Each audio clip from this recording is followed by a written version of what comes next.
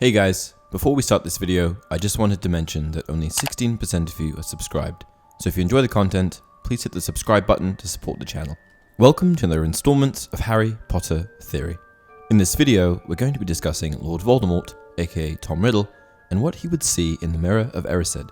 Voldemort has a reputation for being a representation of all that is dark and evil. When you think of a powerful dark witch or wizard, he's likely the first one to come to mind, and he doesn't seem to truly care for anyone, even those who are closest to him. Not only is he evil, but he's also intelligent, cunning, and manipulative, often making others believe that by doing his bidding, they are becoming closer to him. Perfect examples of this are Wormtail and Lucius, who Voldemort thought very little of.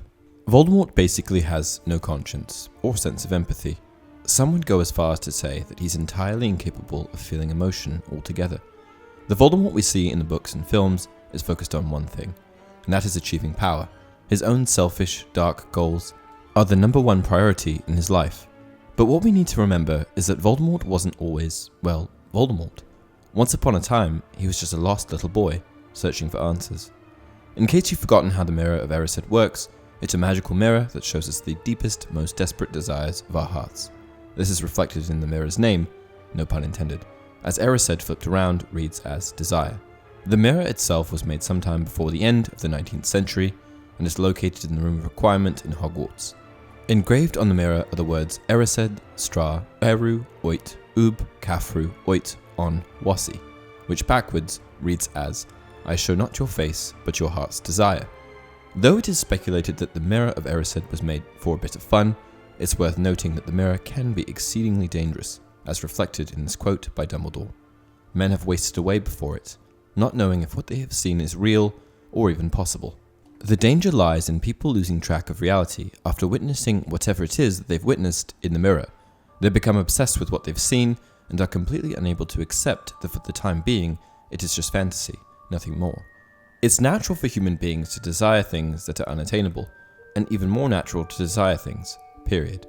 So almost everyone sees something in the mirror. This leaves the question, what would Voldemort see in the mirror? He's just such an important character in this series, so it's interesting that this information is never provided to us. In order to properly determine what Voldemort would see in the Mirror of Erised, we need to dig into his past. Once upon a time, Voldemort was born to Merrippy Gaunt. Merrippy Gaunt, later Merrippy Riddle, was a pure-blood witch and the daughter of Marvolo Gaunt.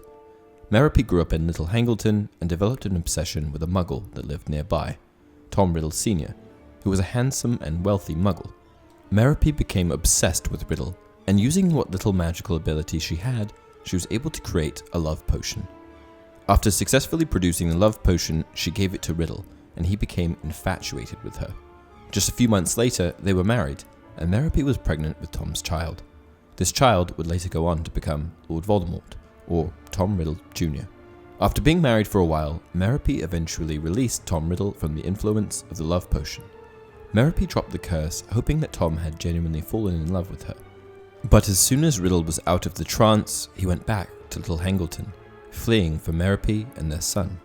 After he fled, Merrippy fell into a deep depression, and on New Year's Eve in 1926, she went to an orphanage and gave birth to her son, Tom Marvolo Riddle, Tom for the boy's father, and Marvolo for Merrippy's father.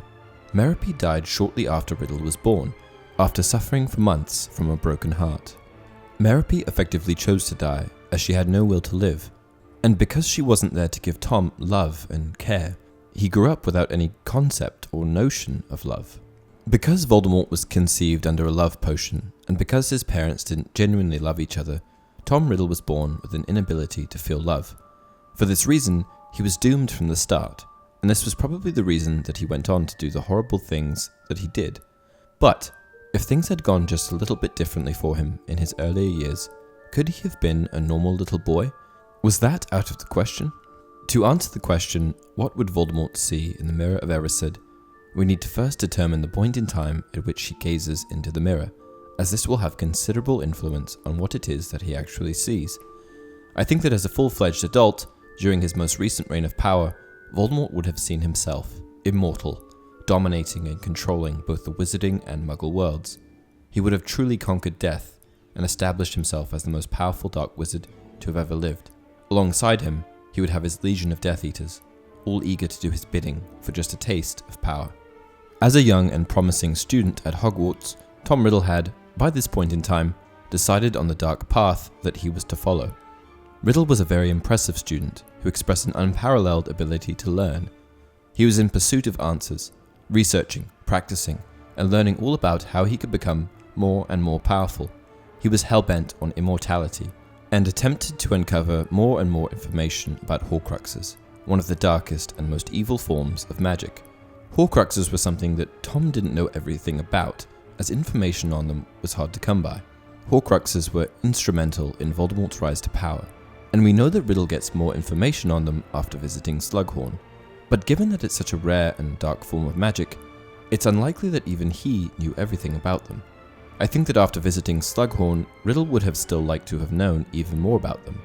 I think that if Riddle were to have looked in the Mirror of Erised at this time, he would have seen the restricted section of the Hogwarts library, and within it, a book containing all of the information you could ever need about Horcruxes.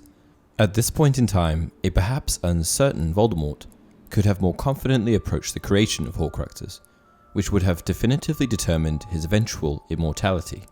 But as a young boy, I think that he would have seen something completely different. As a young boy, I think that Tom Riddle would have seen family. Tom Riddle, powerful wizard child though he might have been, was really just a sad boy, made to believe he had no place in the world. We all know every child's greatest desire is just to belong, to know they come from somewhere and have a place they can always return home to. Having grown up in an orphanage, Tom had no sense of identity. He didn't know who he was, what he was, and where he was supposed to go. Tom knew that he was special, but his gifts at this point in time were still unfocused. When Tom first meets Dumbledore in Wald's orphanage, he says the following: "I knew I was different," he, Tom, whispered to his own quivering fingers. "I knew I was special. Always. I knew there was something." Tom's eventual diversion down the path of evil was all just a result of the sadness and hopelessness that he felt in Wolves, having been abandoned at such a young age by those that were supposed to be there for him, those that were supposed to love him. While at the orphanage, Tom continually tried to convince himself that he was special, that he meant something. So, I think that if Tom were to have looked in the mirror in his youth, he would have seen himself, Tom Riddle Sr., and Merope Gaunt, living together happily. His father and mother would have met by conventional means, and fallen in love naturally, rather than via the entrapment of a love potion. Tom Riddle would have been conceived normally, and he would have been born with a better understanding of love and emotion. He may have even seen his grandfather and uncle, but he would have envisaged them in a much more respectable light. They would have been powerful wizards, and truly proud of their heritage, the descendants of Salazar Slytherin himself, instead of filthy, uneducated wizards living in total squalor. They would all be in some normal setting, perhaps sitting around the table of the family home, like the Weasleys do, sharing a meal. The table would be located in front of a blazing fireplace, and the family would be cozied up on a cold winter's evening. He would have an identity, he would have a family, he would have a purpose, and his family would be truly proud of him. I think that if things had gone differently for Tom Riddle in his formative years, we could have seen a distinct change in the wizarding world. Of course, there are some people who firmly believe that because Voldemort was conceived under a love potion, he was truly incapable of ever experiencing love, that he was born with a fundamental incapability of feeling it, or understanding it. When we look at the man that he became, this sort of makes sense. However, it's also worth mentioning that our experiences are what shape us. If Tom had been shown affection, and shown what having a family is like, or known what it was like to have people be proud of him, then I truly believe that it would have superseded the effects of his conception by the love potion. Because he never had these things, Tom Riddle was sort of doomed from the start. He was destined for evil, and because no one was there for him, he had no escape. He had no other choice, and for this reason, I actually take pity on Voldemort, even after all of the horrible things that he's done. And that's it for this video. What do you guys think? What do you think Tom Riddle or Voldemort would have seen in the Mirror of Erised? I hope you guys enjoyed this video. Let me know which character you want us to do it for next. Until next time, you're a wizard, Harry!